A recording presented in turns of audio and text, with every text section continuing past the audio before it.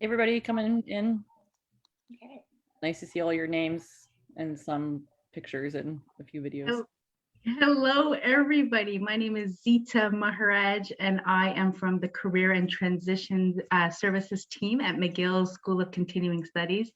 It is my absolute pleasure to welcome you all and to also introduce our moderator, who, after I introduce her, will take it from here. I'd like to introduce also our fearless, biggest champion manager, Rosalia Felice, if you'd like to say hi. Hi, everyone. Hardly fearless, but but nonetheless, so happy to be here. Thank you all for joining us. And I know you're going to get a lot out of the session. Wonderful facilitator, amazing panelists, and please feel free to participate. Thank you. Thank you. And so I'd like to welcome you all once again and introduce my colleague, Valerie Anduenny. Just to give you a little breakdown on Valerie, she is driven to empower career changers to leverage their skills for roles that they love. She is a certified career educator. She is part of our team at Career and Transition Services.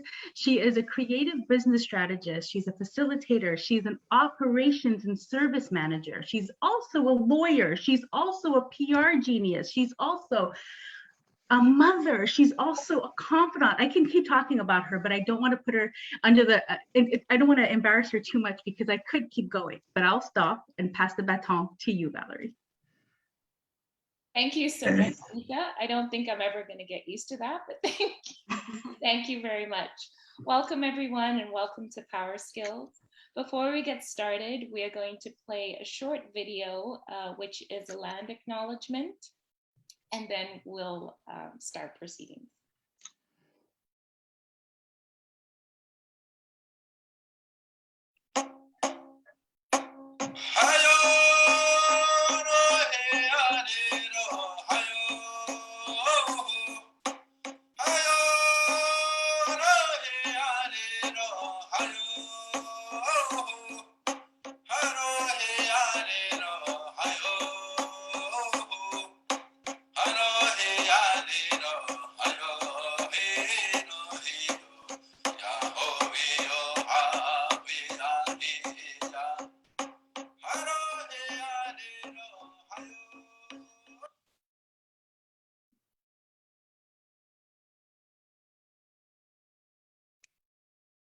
So thank you so much for indulging us.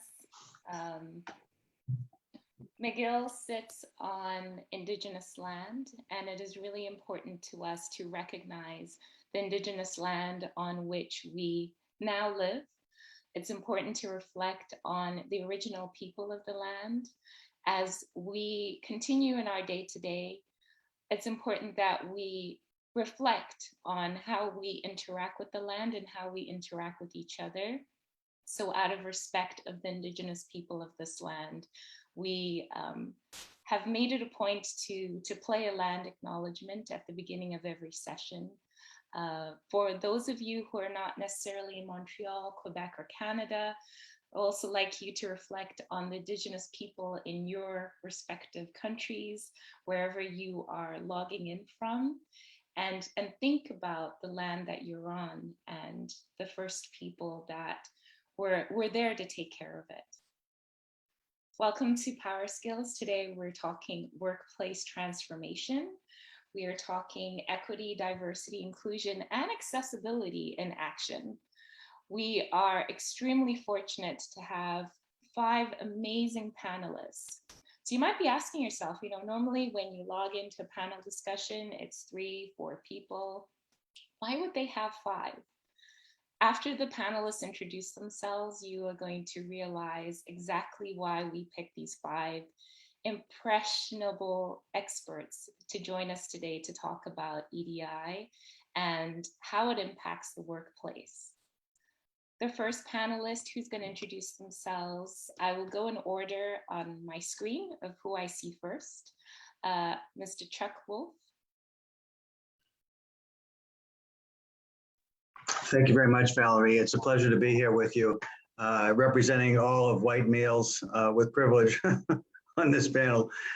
So I want to say that one of the reasons I believe I'm here, that I believe can add some value, is that over the years, I've worked as a family therapist, I've worked with as a school counselor, and I've worked with all the major kinds of organizations around the world, including military, government, and very large and small businesses and nonprofits as well. And what I've engaged in, whether individually or with organizations, is transformative change. And I think the issues we talk about, the reasons why we're still stuck, is because underlying why we don't change are emotional reasons, not rationality necessarily, because if it was a rational world, we would have made these changes a long time ago. So hopefully I can contribute in some areas around what it takes for transformative change to impact these issues. Nice to be here. Thank you, Chuck. We're looking forward to a discussion on how emotional intelligence is going to play a very central role in the work that we still need to do. Next panelist is Kit Mallow. Hi, everybody. It's really nice to be here, and I'm really looking forward to the conversation today. And I also love the title of the talk. I love the fact that accessibility is highlighted. I think it's something that's often really overlooked, and so the fact that it's part of the title to me really speaks a lot to the thoughtfulness behind this this discussion, just even initially. Yeah, I would say that based on my own lived experience, as well as somebody who has had a gender non-conforming life and story, as well as just a really deep sense of feeling confused ever since I was a kid as to why things are the way they are. I've come to work in organizational development and specifically look now at how and want to continue to look more at how organizations and the organizational culture reinforces white supremacy within our world, and how that really makes it difficult for EDI to come alive. So as Chuck was saying, to the individual, I think that there's such a deep need to look at our individual emotions. And I think that at the same time, we need to look at how groups and organizations structurally function in ways that really make it difficult for individuals to actually break out of the ways in which our emotions work against us. So I'm really curious about, is it possible for organizations to actually start working in new ways? Are structures able to shift, or do we need to just start from scratch, which I don't even think is possible, but I'm like, is it possible to change the plane while you're flying it and it's not working?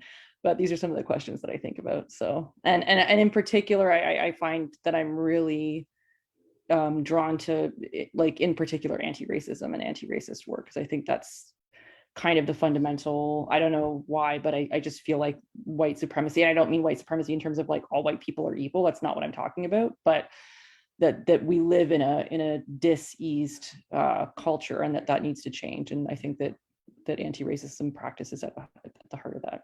Okay, I just spoke a lot, so I'm going to shut up now. Thank you so much, Kit. We're looking forward to hearing your insights and your perspectives later on in the discussion. Our next panelist is Emily Nketiah.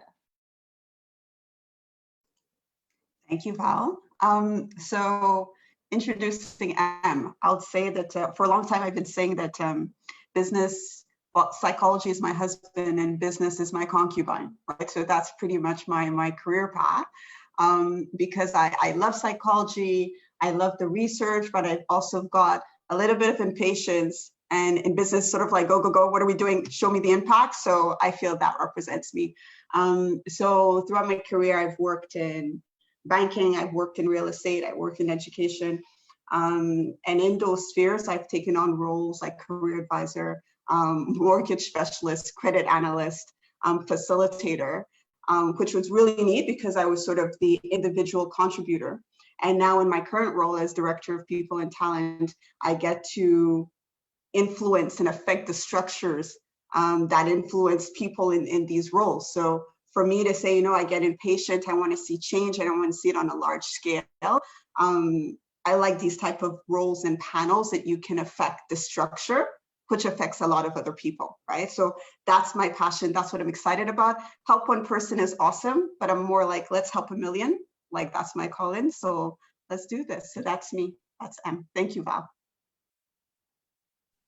Thank you so much, Emily. Our next panelist is Kelly Braun-Johnson. Welcome, Kelly. Hi, everyone. Thanks so much for having me. I have a very standard introduction where I'm an autistic and hard of hearing self-advocate. My pronouns are she or they. I am the founder of Completely Inclusive, which is a consultancy focused on what I call EDIA, so inclusion, diversity, equity, and accessibility. But I also advocate for any marginalized or underrepresented person, and as well as the LGBTQ community. I'm also a certified advisor for psychological health and safety in the workplace. So I bring all these intersections and I bring all this work together when I'm working with businesses. And right now, I'm rather preoccupied or in a very intense program at Vermont Law School, working towards my professional certification in restorative justice. So again, I hope to bring those elements of restorative justice into schools. I hope to bring it into the workplace as well, and just kind of be the change that I want to see in the world. Thank you. Thank you so much, Kelly, and wishing you continued success in your path and with your studies as well. Our last panelist is Sam Bateman. Hi, everybody. So I've got about almost 20 years of experience in recruitment. I feel like I'm aging myself, but anyway, 20 years in recruitment, working in corporate, in agency, and the last 16 years under my own business, Integrity Consulting. I'm here, I think, really to shed some perspective in terms of what DEIA looks like from a talent acquisition perspective, right? And some of the pushback that organizations might be doing in this space, and some of the headway that we are or are not making. Yeah, so I'm anxious to have that real conversation around what it looks like. Thanks for having me. Thank you so much, Sam, and thank you for saying yes. It's always great to get people like yourselves, all of you, around the table whenever we can. So thank you for sharing your time with us today. To our audience, please feel free to use the chat. If you have any questions, if you have any burning comments that you'd like to share with the panelists, use the chat or feel free to raise your hand, and we'll take a moment to pause and allow you to ask your question directly. This is going to be hopefully a very engaging discussion and conversation. I'd like everyone to know that this is a safe space. There will be some polls that will be shared. The polls are anonymous. By no way, shape, or form will we know how you answer to those questions, but we really want everyone to feel comfortable during this discussion today. So to get us all started, the reason for this panel was to kind of get a pulse on EDI and EDIA 2021, after we've kind of gone through a year during the pandemic. 2020 saw the rise of Black squares on social media, the call of the EDI specialist in different organizations, a lot of corporations releasing public EDI statements, calls for more diversity recruitment in organizations. And to our panelists in general, how are we doing in terms of improving EDI within the corporate and institutional space?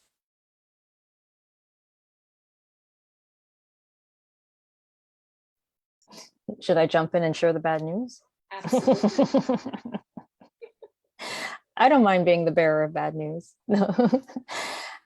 If you ask me, it's too slow. The change is too slow. So I have seen changes coming, but I do see a lot of reactionary, like you said, it was a lot of reactionary, knee-jerk reactions. They weren't thought out reactions. They weren't long-term strategy reactions. They were doing what they could at the moment, or what they thought they should do at the moment, without real concrete change. There was an article, and I posted it on my LinkedIn. It was probably about a month or two ago, and I'm sorry, I don't quite remember. There were some companies that they did follow up, and they have been doing what they're supposed to be doing. They have started putting in the work. I don't remember exactly which ones they were, but they were in the minority. But yeah, I mean, if you ask me, a lot of these initiatives, first of all, this is stuff that we're working on that should have been changed 20 years ago, 50 years ago. So I'm always going to be impatient with it. But I don't mind, talking about the reality of it. Part of one of the restorative justice principles is to walk towards conflict. We need to walk towards conflict. We need to have it and have these discussions and open it up. Because if we don't talk about it and we're too scared to talk about it, then nothing is going to change. Amazing. Thank you so much for sharing that, Kelly. Would anyone else like to share their perspectives on where you feel we are? Well, from a recruitment perspective, in terms of what we're seeing, I agree with Kelly. I'm seeing the same thing. We're slow, right? I think a lot of people had that knee-jerk reaction. We were getting calls from organizations, small, privately owned organizations, thinking that they're doing the right thing, just saying, hey, can you go out and find us a DEI specialist? Like, where's this coming from, right? And one individual even sent us a job description at the bottom. He put, this role is reserved for someone of color. Okay. Not a strategy that we want to get behind, not a strategy. And when I went to follow up and said, look, we can't support you in filling this role for a number of reasons. This is not going shopping for somebody who's going to fix all of your problems. It's not that. And I think that there's been this kind of this reaction to, oh, let's just go find somebody with no budget, no support, and just throw the title on them and have them kind of figure it out for us. And when I did follow up to say, hey, we should probably have a conversation, let me educate you just a little bit on this. It was book the call, and then he canceled, and he's gone, right? And so I would say that I've seen a lot of that. And I kind of feel frustrated in 2021 to look around going, wait, what happened to all the buzz around this? It seemed like it was, something of interest for 5 minutes for a lot of organizations and a lot of leaders. And then, when push came to shove to say, hey, what are you doing with this? And when they were saying, oh, we're a very diverse workforce, which group is diverse in your company? And then they point to the production floor, like, come on, so no, we're failing miserably. That's how I feel anyway, is that organizations are failing miserably. So when I think of, and I'm going to be very, personal and go with my experience, because I don't feel I can speak for every organization or something. My sample size is too small, right? Because I haven't seen the entire world, but I feel as though what I'm happy about in 2021 is that is not a top-down strategy anymore. There's people in workplaces who are asking when they're in job interviews and recruitment, like, I'm being interviewed, but everybody looks the same, or what are your DI strategy? Do you have ERP groups? What are your programs? And I think that's wonderful, because now it's really driving it, it's pushing it. I'm not sure what the word is in English, but in French we say bienveillance, right? So believing the best of people or the next person. And I genuinely believe that after 2021, there are individuals who believe as a personal conviction that EDI is important, right? But when the everyday hustle and bustle come in, they're like, EDI is important, but I need this thing, and it's emergency. So example would be, yes, we want to hire, pretty standard. Yes, we want to hire more people in leadership who are from like BIPOC, right? Or they'll say we want to hire more women in leadership, and they could be very specific and say within this strata. Wonderful. So that's the goal. That's something they want to do. Great. Now, when the position comes open, they need to fill this position in 25 days because operation needs this person. Well, now there's this belief in EDI, and it's like, yes, I believe it, but I'm in an urgent space, so I need just someone, so that that shift and that focus to get someone who might have been female is not happening, not because they don't care, but they feel like the demands of operations and the sense of urgency doesn't allow for that. So 2021, I'm glad that we see these individual people who care about EDI and they really want to make a change. I think now part of the conversation and just getting it done is finding tools to support when we know operations wants to do it, but operations is busy, right? So like everything else, if it's busy, it just doesn't happen, right? But I don't think that conversation would have been possible pre-2020, right? So that's my 2 cents. 50 cents. This was worth 50 cents, right? Yeah. Like 10 bucks, I think.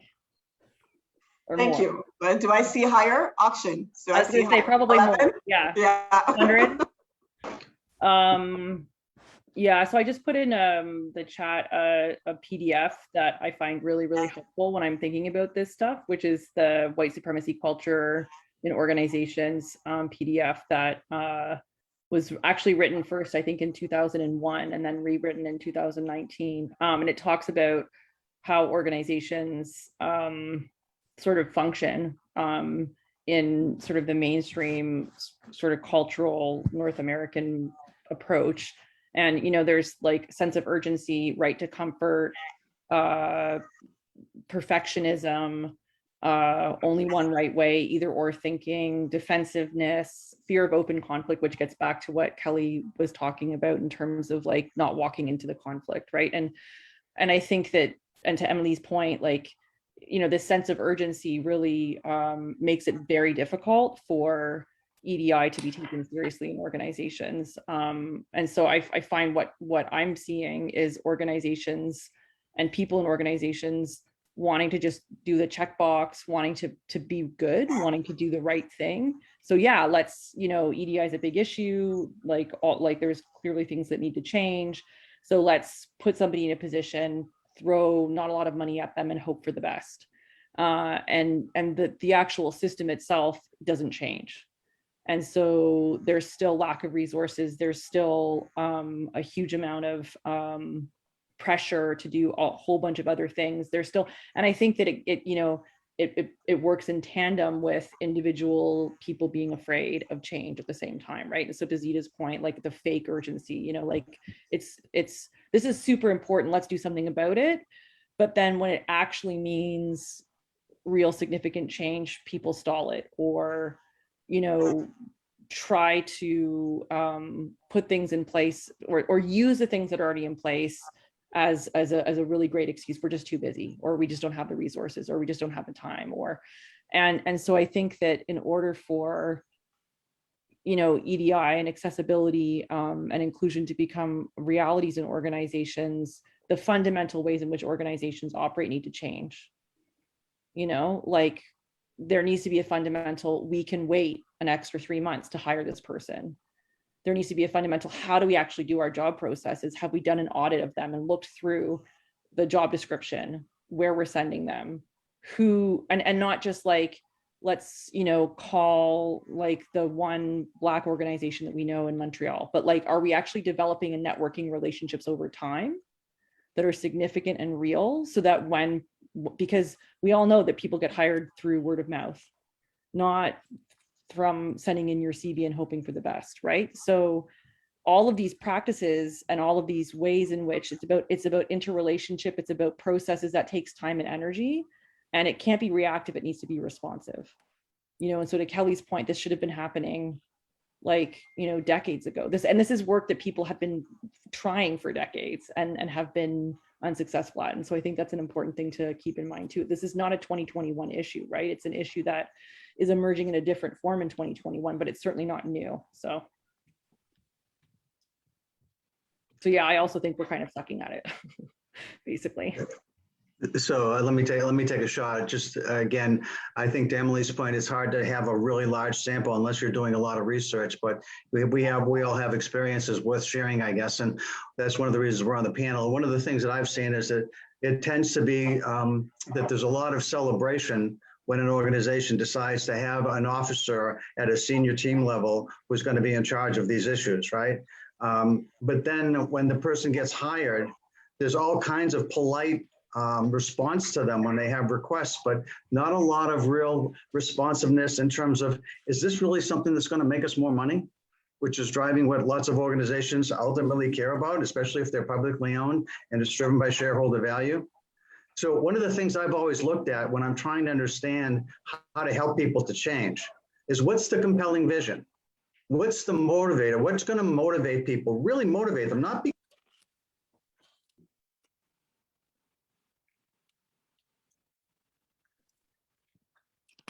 Sorry, Chuck, I believe we've lost you.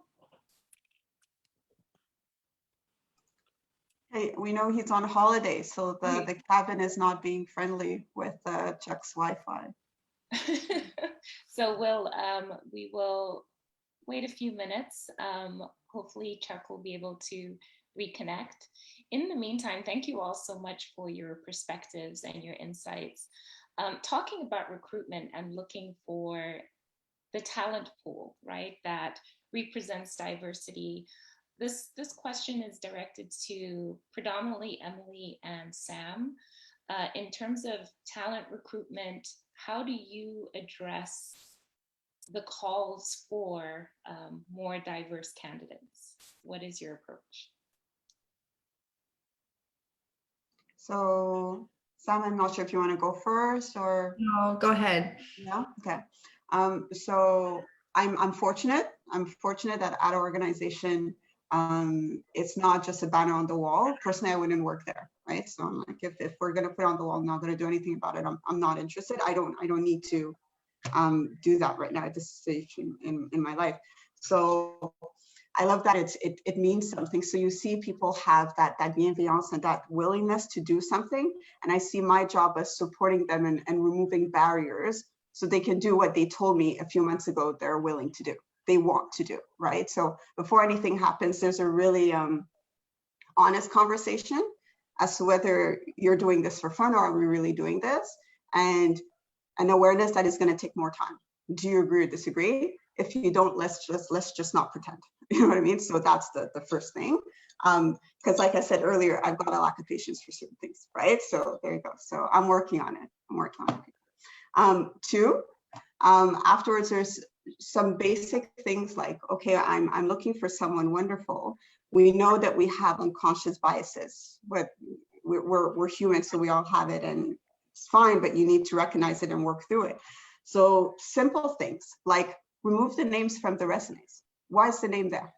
Like, why are we sending names to manager with, it says Nkatia, or it says Padip, or it says, I don't know in your past if you've got some biases, so I'm not gonna put it on there. So that's removed, right? LinkedIn post is removed.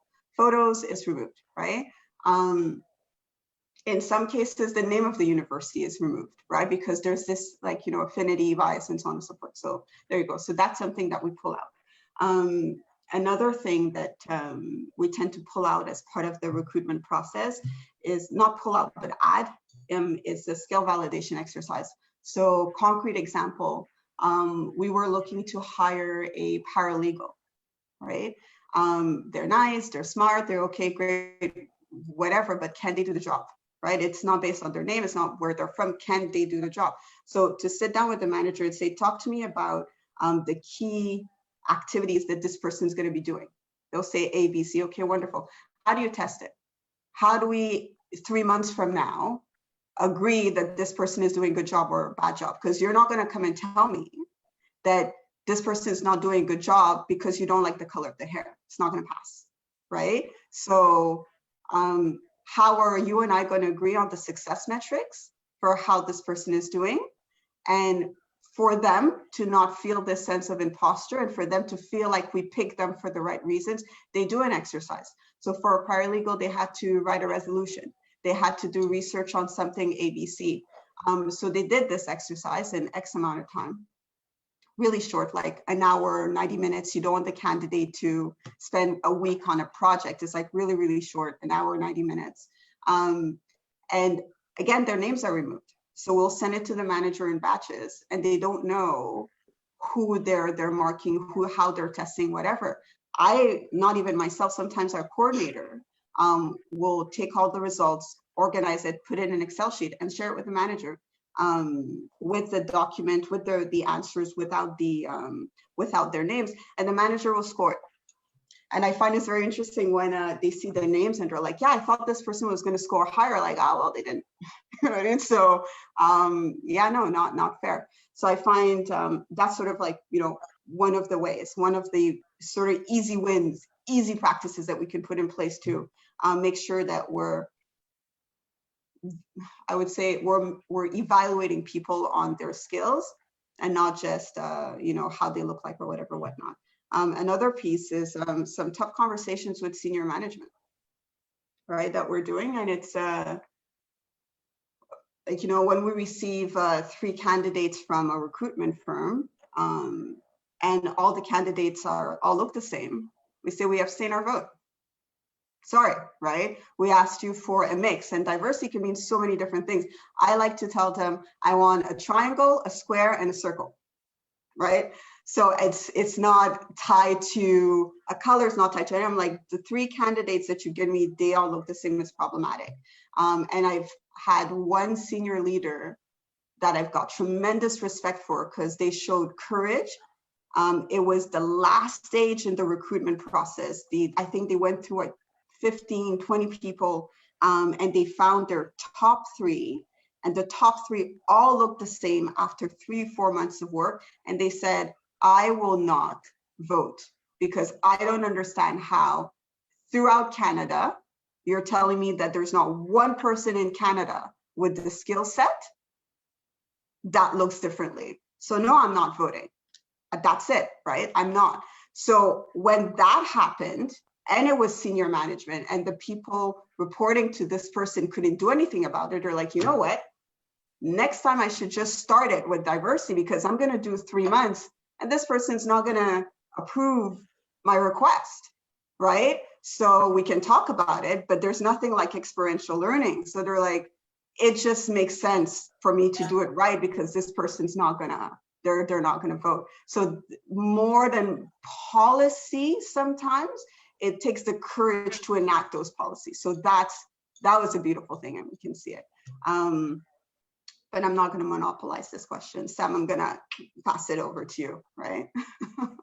Well, actually, I see that Chuck rejoined us, and I was really fascinated by his comment like earlier. So can we come back to, I don't know, whatever I need to say later and go back to Chuck?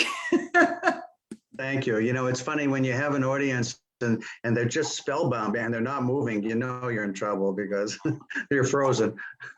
So yeah, the idea of trying to motivate people and to find ways to do that is really, one of the things that I want to encourage people to understand the way I think about things is over the years, I've been privileged to understand this science of emotional intelligence and to become an expert in it. And one of the things that I understand now is that if you want a real behavior change, and it's not rational. I mean, think about yourselves. All of you probably have behaviors that you would have liked to have changed, that it makes rational sense to change, and yet you haven't changed them yet.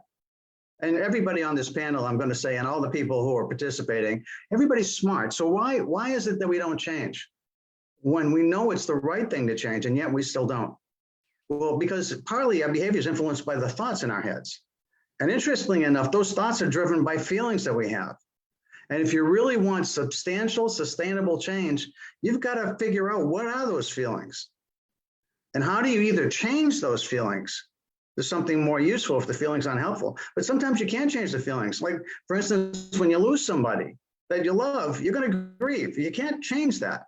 But you might be able to put it in a compartment in your head for a time that you have to be not grieving, when you have to be able to do other things. But when we're thinking about organizational change, I mean, to your point, Emily, about the senior leader, what if that's contagious? What if other senior leaders start to feel like that? What if all of a sudden we get a whole bunch of people who start to say, are you serious? There's really no one else that can do these things that doesn't look like this? But what motivates that? What can we say to organizations and to individuals. Sometimes you can impact a senior leader, a CEO, who get, for whatever reason, they become passionate and they become evangelists for this stuff. And they drive their organizations because of their charisma. But that's a bit unusual. And what's more longer lasting and sustainable is when the whole organization changes. But what motivates everybody to do that? I'm not saying I have the answer to that, but that is the right question. That is the question you want to ask, is where have we seen success? I mean, one of the things that I think is problematic is, to your point, Sam, when you said that, hey, at the bottom of the list, it said, and make sure it's a person of color. I've seen really talented people of color taken out of an operations role and put into this diversity role. I think that's a mistake. I think the more people of color who are in operations or finance or major players who are making an impact on profitability and productivity, I don't want to see them in a human resource role. That's where they get put lots of times in these organizations. I think I would encourage all of you who are in that category not to take those roles, unless you know for sure you've got the senior team support for real change. That's a different story, but that's not what's typical in my experience anyway. So that's what I wanted to say, Sam. Thanks for the opportunity to get back in. Oh my gosh, my head's buzzing, right? With all of these, that was so good, Emily and Chuck. So look, what are we seeing in terms of recruitment? I would tell you, we haven't been getting requests. So one of the things that's concerning me in recruitment is that companies are not coming to us from the kind of initial intake saying, hey, we want to know, how diverse is your talent pool, right? How important is that to your organization? What can we expect? We're not having those conversations with, and for our existing clients, they already know how we roll, right? Our focus is, we're going to look at a slate of talent. We're going to say, like, have we done the best job that we can? Why do we only have women candidates for this HR role, right? Where are the men? Or why are they all white, female? Or why are they, et cetera, et cetera. So we've kind of got that instinct going, but why are we not getting, so let me just put it in perspective for everybody, right? When you're working in recruitment as a third party, you're making a lot of money, okay? So a company is paying you to get a job done. And I would say for a lot of us, recruiters historically are very lazy. And so you go for the kind of quick win. And so if you're getting paid, I don't know, 20% on $100,000 role, that's $20,000. Do your job, right? And so for companies that are giving those mandates to third-party recruitment firms, if you don't have time, you don't have the bandwidth to go and identify a diverse talent pool. Well, if you're paying somebody else to do it, then tell them to do it properly, right? Make them do it for you. That's what they're getting paid for. So I'm a little bit frustrated by the lack of accountability that, talent acquisition is in terms of third-party recruitment, we're a multi-billion-dollar industry, right? And yet nobody's holding us accountable. And trust me when I tell you that we've all heard the horror stories, and many of us actually have participated in, being gatekeepers to having diverse talent be put in front of clients. And that's, there's a number of reasons for that. But I think until organizations start holding their consulting firms or their their suppliers accountable, we're not really going to move the needle on this. My 2 cents. Thank you so much all for your great insights. I was wondering if Kelly and Kit, if you had anything to add to this discussion. Oh my goodness, I'm just I'm just following along as best as I can. I mean, I put a few things in the chat. We were talking about a great example there with that Emily had brought up, and I said we all have unconscious biases. We do, and we're not going to just get rid of them. It's not, there's lots of unconscious bias training that's fantastic, but it doesn't get rid of the fact that you have them, and we're always going to have those. But being aware is the first step, and so that exec that Emily was talking about, who decided, what, I'm not going to vote. I'm going to step back because I cannot be objective here. And that's important. That's a super important, thing to do, because you can accept that you cannot fix your unconscious bias, but once you're aware of them, you say, okay, this is the place where I am not going to be able to, I'm going to have somebody else come in and help me. And so that's the idea, that if you do that in a workplace, you can support each other. And if you're all honest about your biases, then you can support each other to make, the right decision. And it's about having those structures in place already, so that we don't have that sense of urgency. We don't have this, we're not acting out of a sense of fear, and we're not being, that knee-jerk reaction, or, the reactionary way. When we have a strategy that is made on a good, healthy structure. That's all I have to add. Thanks. Thank you, Kelly. I'm good. In terms of organizational change, how do we start that conversation at a senior level? How do we get people on board? Oh my gosh, Val, can I share something? Because Absolutely. I am for this one, I was like, guys, and I work on patients daily, right? Not because I'm a patient person, but Chuck has taught me, okay, where do you want this person to be at the end of your conversation? Okay, so maybe you need to take a step back and rethink how you get there, right? So that's the only reason why. So Chuck, I think you rock. So there you go. Chuck is a rock star in my book. So a few things, and one thing that I've changed, I tried this year and it worked, I find, really well. So anyone who is a change agent, project manager, if you need to lead an initiative, I'm like, guys, try this and message me on LinkedIn to see how did it work for you. So often we say, we know with Carter's 7 steps of change and freeze and unfreeze, that you need people to buy in and you need people to work with you. They need to believe in it. Okay, fair. So we understand this principle. Wonderful. So if we understand this principle and we have a project that's a change project, let's say diversity and inclusion, why are we standing in front of the room with slides and a presentation saying, these are the 9 things that we're going to do around diversity and inclusion? What do you think? What they're going to tell you is, I think it's a great idea, or I think it's a garbage idea. We're going to talk a little bit about why you think maybe it might be a garbage idea. We're going to say, thank you for your feedback, and it's a wrap, right? So I said, okay, no, let's do it differently. Is that I've got just the title of what we want to talk about. And it's a working meeting. There's no presentation on diversity and inclusion. It's a working meeting. So what are the metrics around diversity and inclusion? What are we going to be doing? And they're writing it. And I write it verbatim, right? It looks messy. It looks horrible to the eye, but it's their words, right? So I would say, what are the metrics around diversity and inclusion? Tell me how someone feels around D&I when they work at this organization, right? Okay, you told me you want people to feel this way. How does our action help people feel this way, right? So we're really starting from the basic. And you get a lot of great things. People feel good. Oh, it was a wonderful workshop. It was so insightful, wonderful. Package it, put it on the site. 3 months later, when you're still working on this initiative, because it takes time to rally people, it's fine. You're gonna ask for something and someone might give you pushback. That's when I find your working meeting slide is wonderful, because it was built not with your words, but with the words of the people around the table. And you're like, I'm sorry, beside this line here, it says, you said this statement. This is what you said. So can you help me understand why this is what I'm hearing now?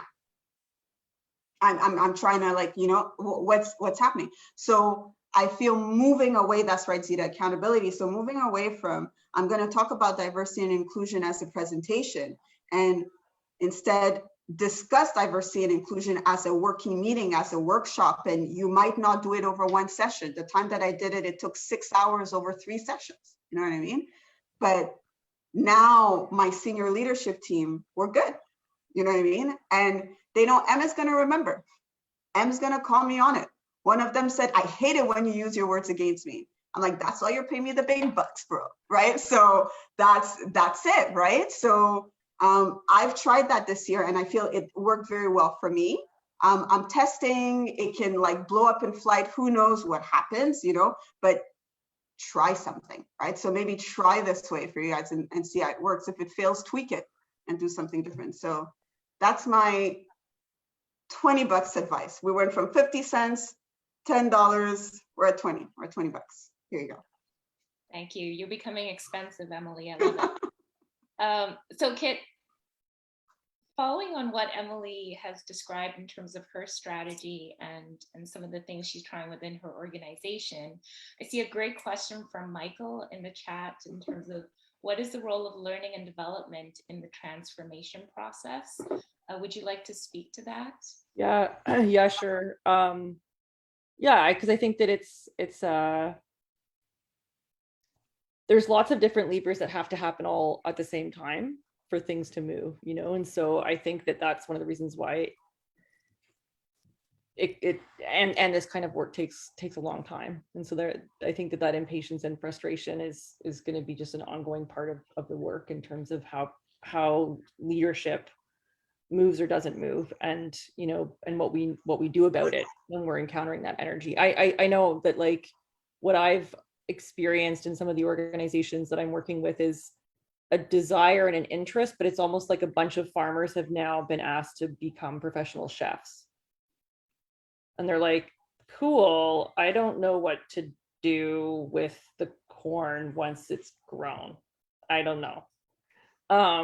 So I feel like it's, if I can remind myself of that, I can have a more compassionate approach. Because I think that the skill sets that we're talking about are skill sets that are necessary to be human. And so the fact that we live in a situation where a lot of people don't have those skill sets is really frustrating. So it's like, dude, why can't you cook? Like, but these people are like, I don't know how to boil the water. Like, I'm in the field over here making the potato, like looking at the potatoes, but can we, you know, so I think learning and development is a really important part of the process. Because I think that one of the things that I go back to a lot in my work is, what is EDI anyway? Like, what does equity actually mean? What is diversity? Like, what are we talking about? And I think for leadership, it is important. And I think that, you know, Emily was mentioning time and the time investment. And I think that's such a crucial part, because I think it's actually really important for senior leadership to create, as Emily was saying, and to understand, you know, and I think that takes time. And I think that understanding and creating kind of have to happen simultaneously, or else we're never going to move any of the needles. But it's almost like if the metaphor of cooking, it's like, okay, let's get out a bunch of ingredients and try this out. And you're going to cut your finger and you're going to spill boiling water on somebody else's foot, and it's going to get messy, and you're going to have upset feelings, and you're going to upset other people's feelings, you know? And if we don't start practicing, we're not going to get good at this. And so I think that the learning and development aspect is really crucial. One of the things that I sometimes work with a colleague who, you know, at the beginning of an approach to looking at EDI in organizations, we actually take time establishing like how comfortable people feel talking about EDI. What does EDI mean? If you were going to rate yourself on a scale of 1 to 10 in terms of cooking or farming, where are you? You know, what are the things that get in the way for you that make you feel like what would be required for you to move up that scale of comfort? And I'm not saying to feel comfortable, because I don't think these things need to feel comfortable, but comfortable enough to start having the conversation, to start naming, because I think that the more we can create a sense of trust and awareness and messiness and, like, you know, complexity, and just acknowledge how hard and how necessary this work is, that then establishing criteria for what that looks like becomes a lot more manageable, because it comes from the heart more than from some kind of reactionary position, you know? But I really agree with Emily that it's really fundamental to make sure that the people themselves are accountable, so that the work is coming from them and they're taking that time to think through what is our strategy, not just, and I've seen a lot of work, and I work with organizations where the strategy is prepackaged, you know, again, out of that knee jerk, that need to be, you know, that sense of urgency, that need to just like, well, we've got to check the box, you know, and it ultimately, I don't think that's going to go anywhere, because it has to be felt. It's an embodied experience. You know, if it can become embodied, if I care enough about this on an embodied, like sort of physical level, then I'm not going to vote. Then I'm going to step out. Right? Then I'm going to say to myself, something here doesn't feel like I know enough about this to make a good decision, or I need more support, or, you know, to Kelly's point about like getting the support from each other. I thought that was a really beautiful way of looking at it. So I would say that learning and development, and I would say that learning and development aren't this thing that happens at the beginning or the middle or the end. I think learning and development is an ongoing practice. I think all of this is practice, actually. So all of these initiatives need to be bolstered with that in mind, I think. Love that, Kit. Thank you so much. I'd actually like to shift gears and start talking about some of these icky conversations and creating courage, creating space for people to be honest about how they feel about some of these issues. Before we do that, I'd like to launch a poll. Rosalia, do you mind helping? It will be poll 3. Excuse me, Valerie. Could I say something? Can I share something before we leave the topic of what can organizations do? Because I think I've got a couple of things that are worth sharing. And first of all, I just want to acknowledge what Emily said and what Kit just said. I think really valuable points. I noticed somebody wrote in the chat room, Kit, that, hey, be careful of some farmer chefs, right? Some farmers are great chefs. But I think the point is really about the idea that not everybody who is around food is necessarily going to be a chef. And just to assume that leaders and organizations, even when they want to make this type of organization happen, they don't know how. I mean, even with the best, even with the heart in the right place, they really don't know how. I mean, most of us are learning these things ourselves. But the thing I wanted to share with you is that I think such an emotion is such an important consideration in all of this.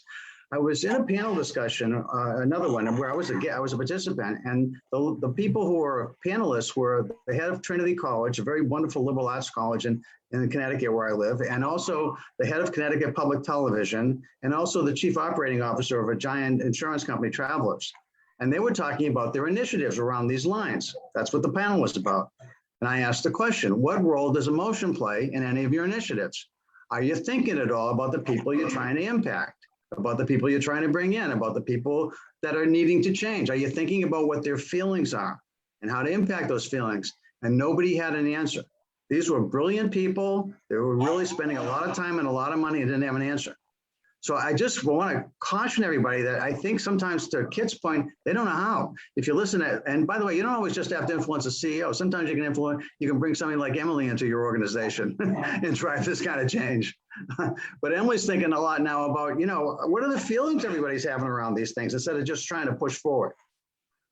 But one of the stories I want to share, I think it's a wonderful story, came from this consortium I'm part of. It's a bunch of researchers and practitioners at the top of the field in emotional intelligence. And one person came in and said, a big engineering company hired us to do a diversity, equity intervention for them. And they said, when you come in, we love what you had to say, and now we would like you to do it for the people at the levels below us, because of course we don't need it. Now that's so typical in organizations, right? But what the person said to the senior team was, we'd like to do an interview with each of you before that, if you don't mind, just to get a sense of what we're going to do, share that with you, and also ask you a little bit about what your hopes and expectations are. And the two key questions they asked in that interview with all the senior leaders by themselves, individually, was, can you tell me a time when you felt included? When you were a kid, when you were growing up, when you were in high school, an adolescent, or going into college, or even as a young adult, early in your career, or now, what were the times when it was really important for you to be included? Can you share a couple of those stories and what it felt like? And of course, when people talked about that, you know, all kinds of positive emotions show up when you think about the times you got to be part of something that was important to you. After that was finished, they asked, can you tell about a time or two where you weren't included, where you didn't get picked, where you were excluded? And of course, that brings up a whole different kind of emotional set, right? It's all the sadness and despair and upset and disappointment. It was a powerful conversation. When they got the whole group together afterwards, the learning that took place was different. The senior team said, you know, one of the things that we got from being individually interviewed We don't want anybody that's part of our organization ever not to feel included. And so I thought that's a great story for how to bring people in from a very positive. I know we're going to talk about when you got to have the tough conversations, but this is a very positive way to bring people together to think about how do we make everyone feel this need of inclusion. And at some point, Kelly, I was struck by your bio because I don't hear anybody really talking about accessibility. And the way you talk about it is different than anybody ever heard. And I love what you had to say. So at some point, I'd like to hear more about that. And that's all I wanted to say. Thanks. Thank you so much. We're definitely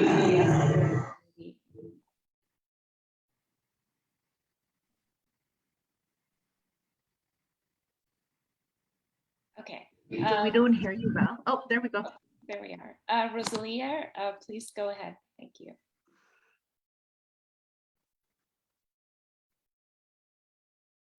Do you see it?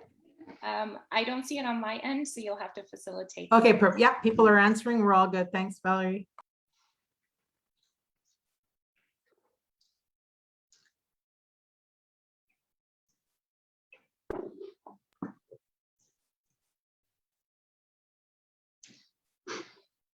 Thanks everyone for answering. A few more seconds and I'll end the poll and show the results.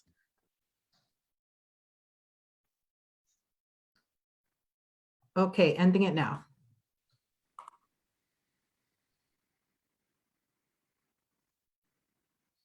Do you see the results, Valerie? No, I don't see the polls. Do you mind reading it out? Sure, absolutely. So somewhat agree was the winner. I'd say the, excuse me, the one with the highest percentage votes with 55, followed by strongly agree with 29%. Then somewhat agree at 10, neutral at 5, strongly disagree at 2, and prefer not to say at 0. Thank you so much. One of the reasons why we felt that question was necessary is that part of change is about having these conversations at all levels. Typically, when we talk about EDI, it starts at the very top. However, change and the stimulation of change happens a bit lower down in the hierarchy. What I'd like to do is discuss how do we have these open conversations? How do we create cultures where people feel comfortable talking about accessibility in terms of disclosure, disclosing their disabilities should they have one, whether they're visible or invisible?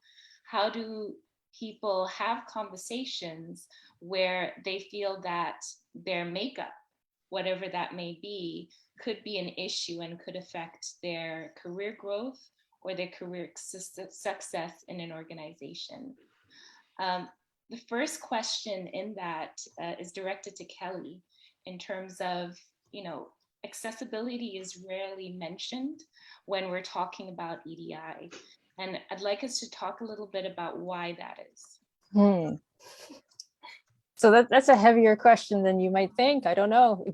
Or you're doing that to try and it's a very difficult question. So I think that right now as a society, there's so much stigma. First of all, there's so much stigma against disabilities in the first place. Let's just put that out there.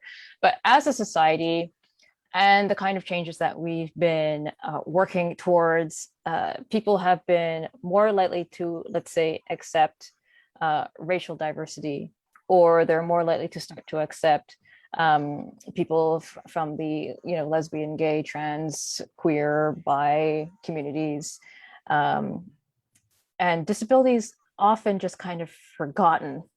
It's almost like if we don't talk about it, if we don't think about it, if we don't pretend not to see it, we kind of hide them away. Let's put these people somewhere else. Let's make the world inaccessible to them so that we don't see them out in public. That even this concept of disabled people having enough ability and rights of access and the ability to work,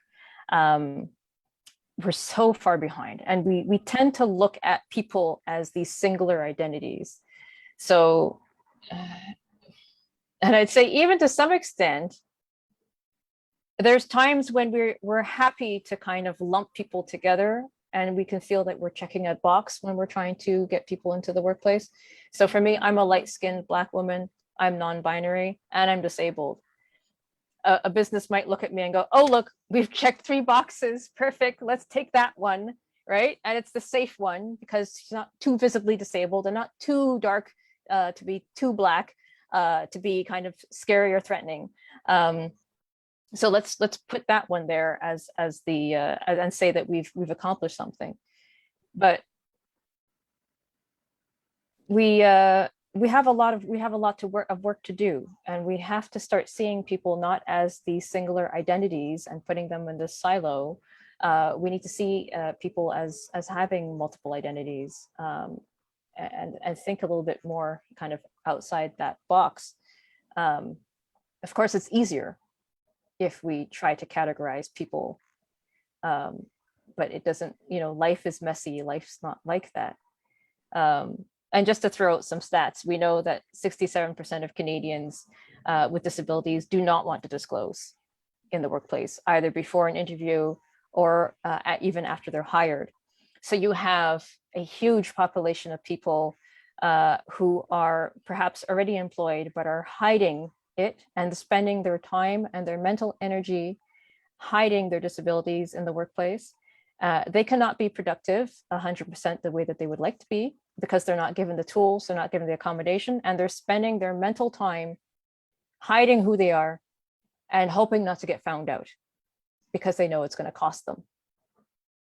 So as much as, we often talk about these initiatives of saying, well, this is to help people get more people hired. It's not just about the people that you're hiring. It's about the people you already have in your business right now, who are already working for you right now, who are terrified to tell you who they are right now. And so these changes, it's not just about who you're going to hire.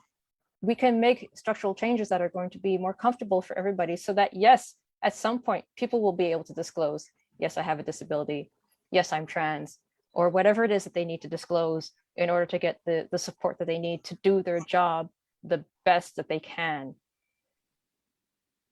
I hope that answers. That's a lot of. Thank you so much, Kelly. As a follow-up, and then I'm going to open the same question to the other panelists. Where that safe space does not exist, where do we start?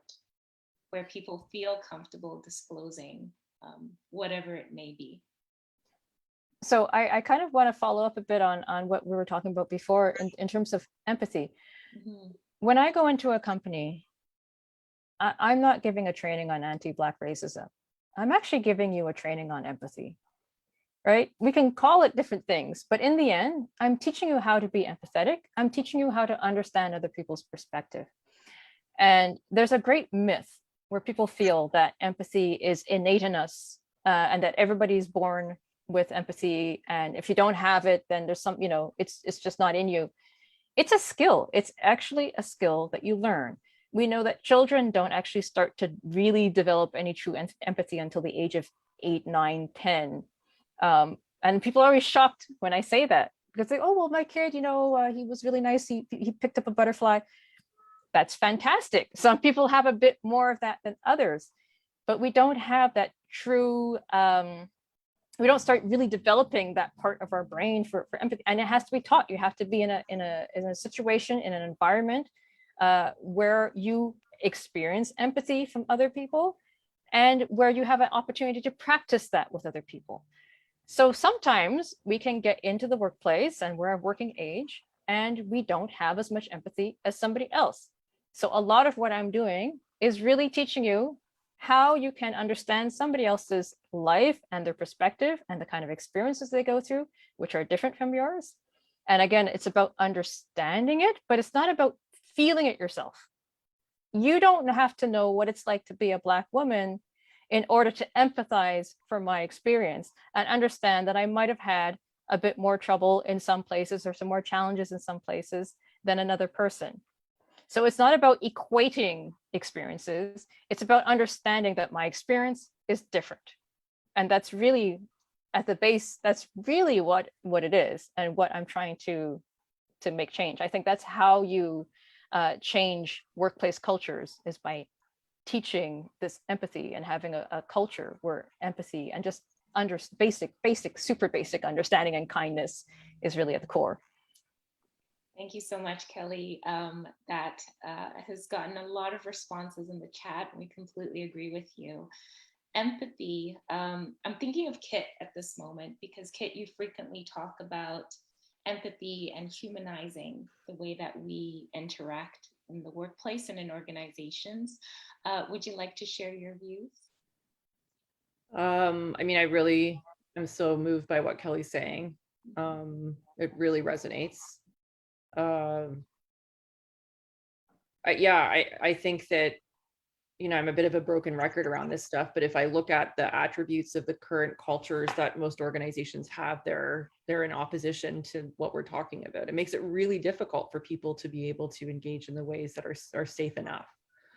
And so I think that a lot has to shift in order for, because it's interesting, if we think about empathy as a skill, you know, then what cultivates a skill?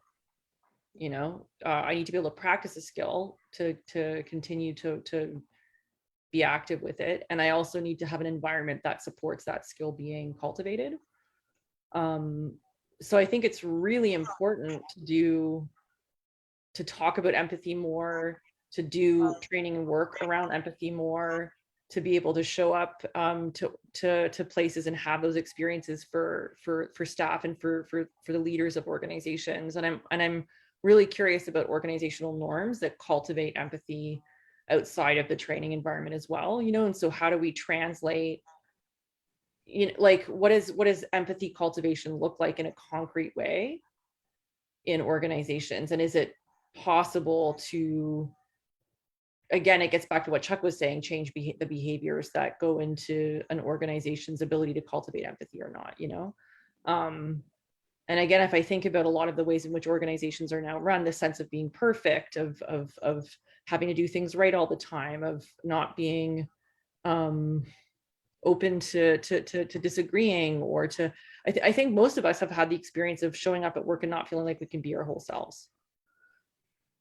You know, and it's not, I'm not saying that every place I go, I want to completely, like, myself is a shifting thing, you know, but I think most of us have that experience that, and I think containment it to a certain degree is okay, it's necessary, but I think that there's a real lack of the tools and the resources for people to cultivate what, you know, what in organizational development we call psychological safety at work, right? So if you don't have that safety as sort of a net, you don't feel comfortable playing around with the concepts of empathy or these other things, you know. And so I think that organizations, above and beyond any of the initiatives that we're talking about, we need to take a look at, on a fundamental level, do we have psychological safety as a backbone of the work? And then how do we actually use that backbone to cultivate these things, like you know, the skills of empathy within all staff, you know? Thank you so much. Emily, I see your hand raised. Yeah, I want to, I love what Kit is sharing about empathy in the workplace, because, you know, when I get that email that's written in a language that you don't want to read at 8:30 a.m. because I'm working on getting happy because it's way too early. Like, I haven't had my coffee. It's like, you know, so I'm like, I'm working my way up to be empathetic, and you get that like email. You're like, okay, listen, Linda, right? So you take a step back, and for me, you know, that's when empathy kicks in. Like, you know, hold on, wait, what are different reasons why maybe I got that email? You know, what is this person maybe going through that might explain why they're messaging me this way? Before I'm like, I don't know why, how dare you? That it's like, okay, hold on, what might they be going through? And maybe it's contextual. Is this characteristic of them, or is it right? So those are opportunities for us to stretch and exercise that muscle around empathy. So when we talk about, well, when we all end this call it at 2:30 over whichever, you're like, okay, how do I go back to my world and practice being the change I want to see? I think it's something that Kelly Kit mentioned.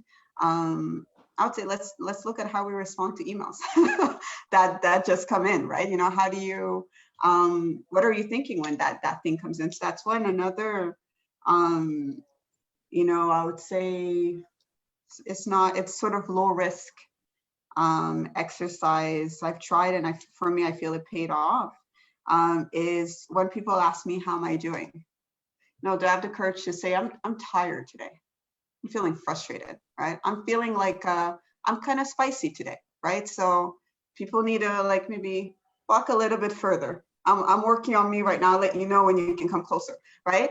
But I find if with that sort of simple, you know, how are you? Can I really say how I'm feeling? If I can, maybe I'm gonna share something else about myself that I'm, to Kelly's words, like terrified of sharing, right? But if I can't tell you how I'm feeling today, there's no way I'm gonna tell you other stuff about, you know, my life. And I've seen sort of the things can happen with that conversation with my leader, Georgia. I think she's phenomenal. We had a really, really early call and I was groggy. It was via like Microsoft Teams. And she's like, Emily, how are you feeling? I'm like, girl, I'm sleepy, right? This is a 7 a.m. call, right? So I'm sleepy right now. And she's like, are you gonna turn your camera on? I'm like, no, I've got my African head wrap, right? Like I've got like, my face is not presentable. She's like, I'm braless right now. So let's be unpresentable together, right? So to me, that's awesome. You know what I mean? So that's like sharing, it's like core stuff. And I took my camera off because I had that psychological security. And her feedback when she saw my head wraps, like, oh my gosh, she's so beautiful. Like, it's like, where is it from? So it's not gonna come out of me sitting at a D&I workshop and saying, in this moment, I'm gonna share my experience. No, it's in our everyday, right? So I would say if we wanna try something, let's challenge ourselves to say how we're feeling and see people's reaction. And I think we're gonna quickly see what's the organizational climate around empathy and EDI at our organization, and then decide if you wanna do something about it. So that's my $75. Here we go. I love it. I'm going to make sure we get over 100 before the end of the session. Speaking about empathy, you know, in a lot of discussions, and you overhear people speaking, and it seems empathy, it relates to what Kelly said. It's about you feeling the other person's feeling, right? So as a woman, if I speak to another woman and she's talking about, you know, a challenge that she's having, equally as a female, yes, I'm empathetic because I know how that feels. How do we instill empathy in those that feel that not everyone is on board? It's a knee-jerk reaction to say, yes, EDI is important. Yes, everyone should have equal opportunities. But deep down at the root of it, there's some people who don't necessarily see the issue. So how do we get people to see the need for empathy when they have that blind spot themselves? Chuck? Yeah, just a couple of thoughts about your question, Valerie, and a comment or two about empathy. I want to share, if you don't know her work, Helen Reese is a professor of psychiatry at Harvard University, and she has written a book called The Empathy Effect. And it is brilliant. And she has a TED talk about it. And she has her own company that teaches empathy. And it's really well done. But in the circles of emotional intelligence that I travel in, the way empathy is described is there's intellectual empathy, which is understanding why someone feels a certain way. And that's very teachable. That's what psychologists and therapists learn. But there's also an emotional empathy, which is sometimes some of you are really good at this and maybe not realize that not everybody is, but you feel what other people feel. You really feel it deep down. And then Dan Goleman, who some of you may know the name, Dan has made the statement that, yeah, but it's empathic concern that really matters. Now, empathic concern isn't a skill, but it's a value and a belief. And it's sort of the answer to your question, Valerie. Sometimes I've seen brilliant senior leaders who, the people who work for them really don't like working for them. And yet there's a test that measures emotional abilities and they show up as very high in empathy, but they don't choose to use it with the people below them. I mean, who gets promoted and who gets to stay in organizations are the people that really know how to work the people above them. And so empathy and empathic concern is a value and a belief choice we make. And when you want to know how to change those beliefs so that people do care about people that are different than them. I think we haven't really talked about this, but I think you want to look at tribalism, because we operate as tribes, even as modern as we might think we are. There's still a lot of tribalism in all of us. And a fellow named Dan Shapiro wrote a book that is amazing. And I've never seen a better description of how tribalism comes into play. And I think if you want to understand how to feel like we're all part of the same tribe, that's sort of where it starts for me, to try to drive that empathic concern for people that don't automatically have it. And you want to create it. Thank you so much, Chuck. How do, organizations are a melting pot mostly, where there's diverse perspectives. Most people look at their work through the framework of I need to protect myself. And there's an underlying sense that making space for someone else means I lose something. So how do we kind of bring all of that together to get people to be a bit more open?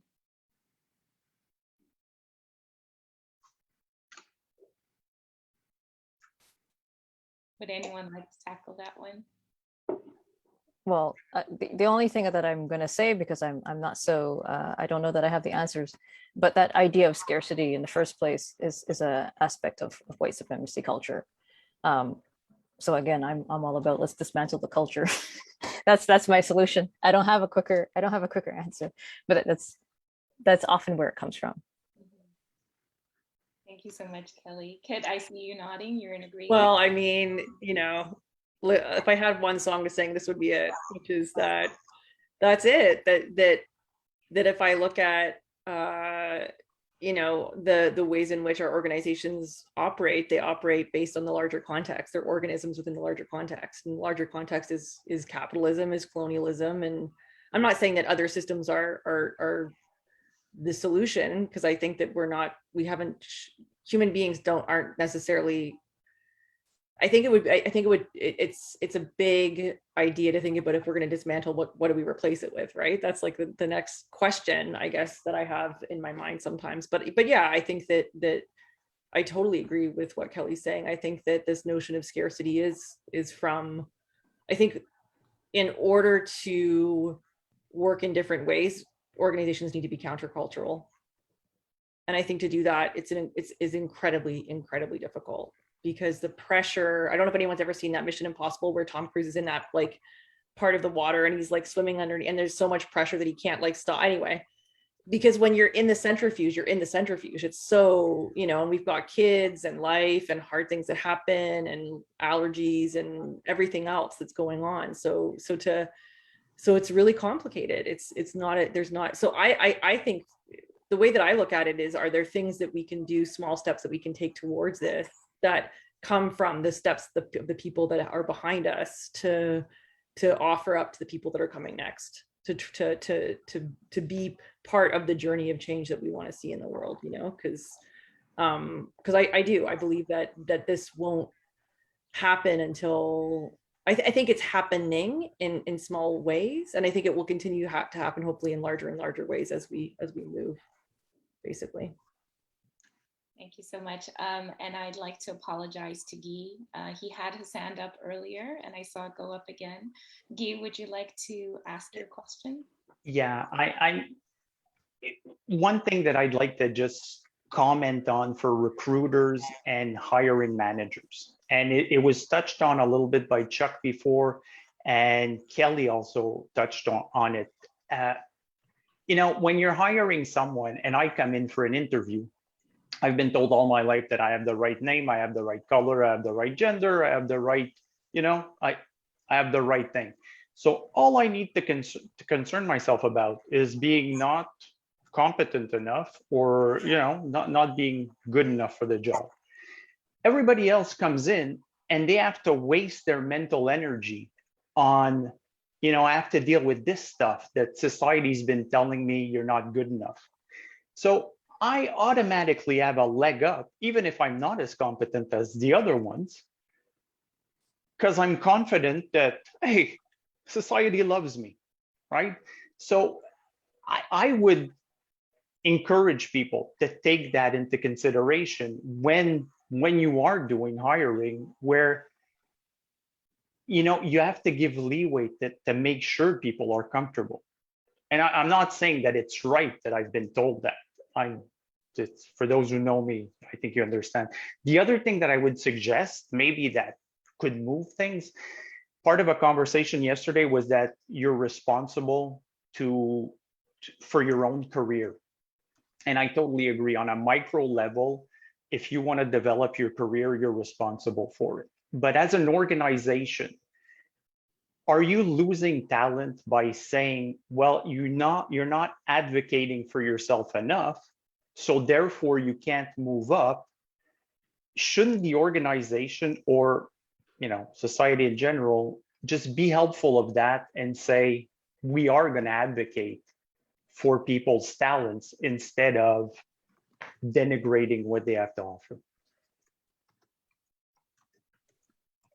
Thank you so much, Guy, for your questions. I don't know if Sam or Emily would like to address them.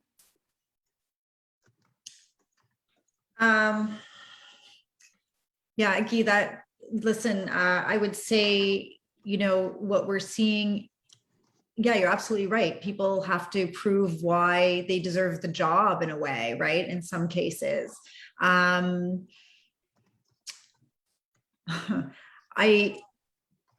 What we do see a lot of, though, is this assumption that people who don't look like you, right, maybe are not as competent as you. And so there's that inherent bias that a lot of people have. I mean, and not just recruiters, hiring managers. And that's why I love when Emily talks about, having a blind CV or blind applicant in terms of the resume work, like that's perfect because, and stripping off the educational component too, like a lot of the work that I do in supporting, organizations like Success, for example, is supporting people who are coming in from other countries and how to Canadianize their resume, right? Because we're not there yet. So I'm like, take off, the country and start using some of the language that we use here that's common. I was on a panel discussion last year, right, with Kat's Power Skills, Valerie, where one of the panelists had said that he's from agency, and he's like, I recommend to some of my candidates to Canadianize their name on their resume. Like, this is stuff that people have to go through. I speak to job seekers who tell me, that they have a child with a disability, a child who has cancer, a child who has a learning disability. They have to take care of a parent. There's a lot of things going on in people's lives, not just that are just about them, but also about the people that they love. And then the impression that organizations have is, oh my God, this person is going to come with a pack of problems for me to have to deal with, right? They need extra time. They need flexibility. They need this, they need that. And so I think, hearing everybody speak, there's a couple of things that come to mind right now. Empathy is so important, but there has to be trust for people to want to open up and say what they need.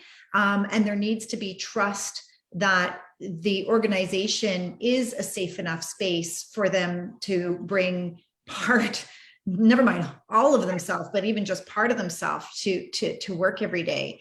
And I think that that trust has been breached in so many ways over the course of the pandemic. And that's why we're seeing this great resignation. And that's why people are asking the question, around what does, and might I also say that not everybody feels very comfortable asking, what are your D&I initiatives, right? Like what does diversity look like in this organization? I see everything as a power play personally, right? So who has the power and who doesn't? And then the people who don't have it aren't able to ask the questions that are important to them. So I don't know, that's my 2 cents or 5 cents. Yeah, no, I agree with everything Sam is sharing around. And also, what the statement that we heard from Guy and what people need to do to get jobs and so on and so forth. And bananas because I remember it at CATS, you know, with Val and it was Leah, you know, doing those speaker series workshop and so on and so forth. My gosh. So there were people who would come to CATS for support. And it wasn't so much their resume and it wasn't so much their interview abilities, and not even interview abilities, but their ability to do it the Canadian way, more so, right? It's more that. But they were brilliant people. They were really smart people, right? They've got like 2 masters, PhD, whatever. So they're accomplished people. And a lot of them have to be because of our immigration system. But they were broken people, right? Because someone told them your experience is not worth anything here.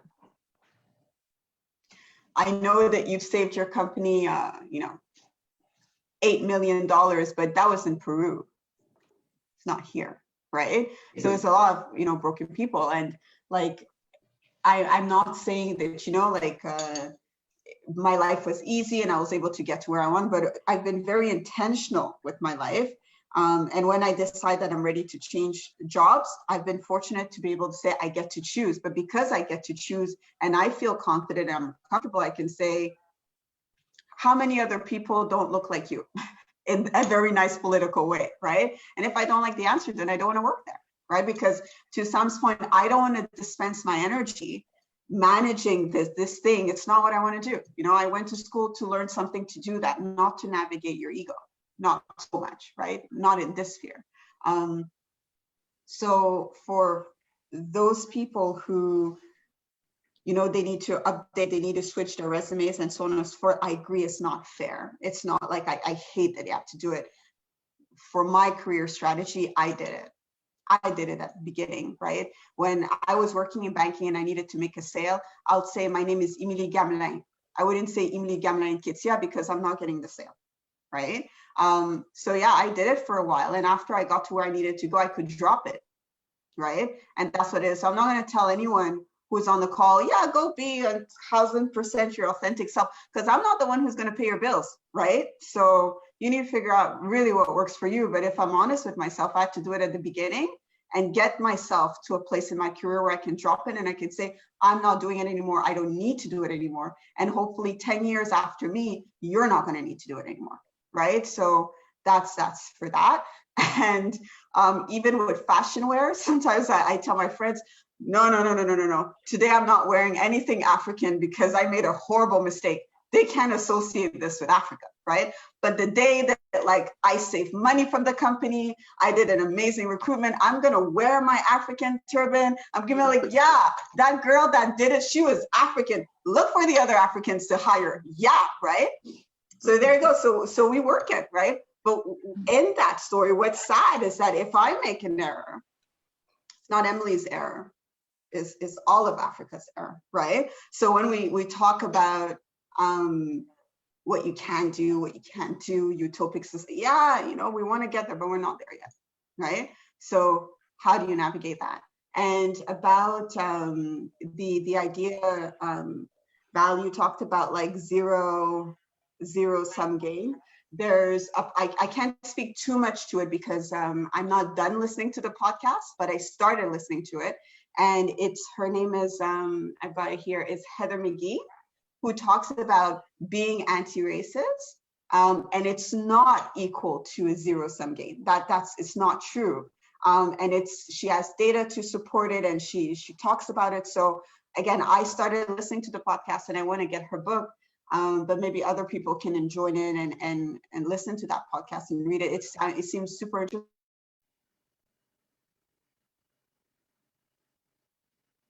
Emily, you're on mute.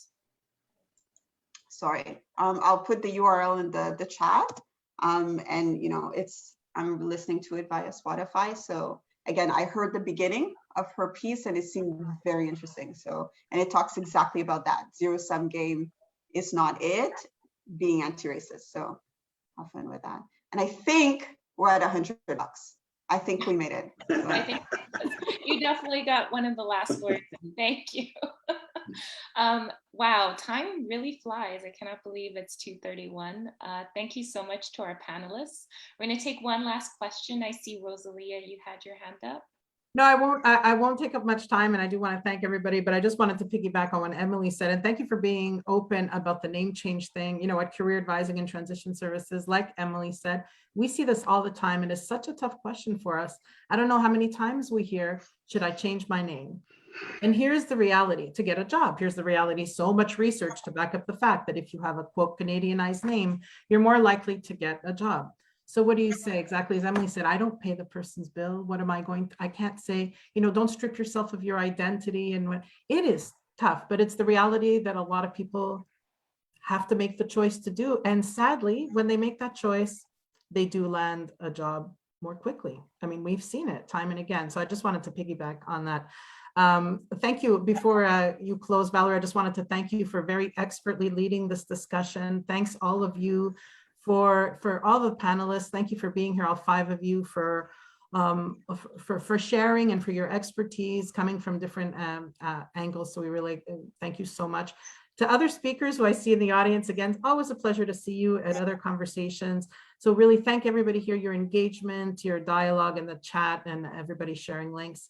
And I do want to invite you to Women Who Lead. We're going to have conversations about the challenges of women who lead. So it might be of interest to some of you. That's coming up at 4 o'clock. Thank you for being part of Power Skills. And this is day 2 of 4. We hope to see you in other sessions. Back to you, Valerie. And thanks so much, Val. Thank you so much, Rosalia, for being here as well. I always love it when you join in on the sessions. To the panelists, Kit, Emily, Chuck, Kelly, and Sam, thank you so much. This is hopefully the first of many. Any of you know me, I will be knocking at your virtual doors in the very near future. It's been a pleasure listening to you, learning from you. Thank you again. And to our audience, thank you for tuning in. I hope there were a lot of gems, a lot of takeaways today, and I hope they'll be useful for you moving forward as you navigate your own journeys and your own EDI initiatives and challenges going forward. So thank you, everyone. Thank you. Thank you. Thanks so much, everybody. Thank you.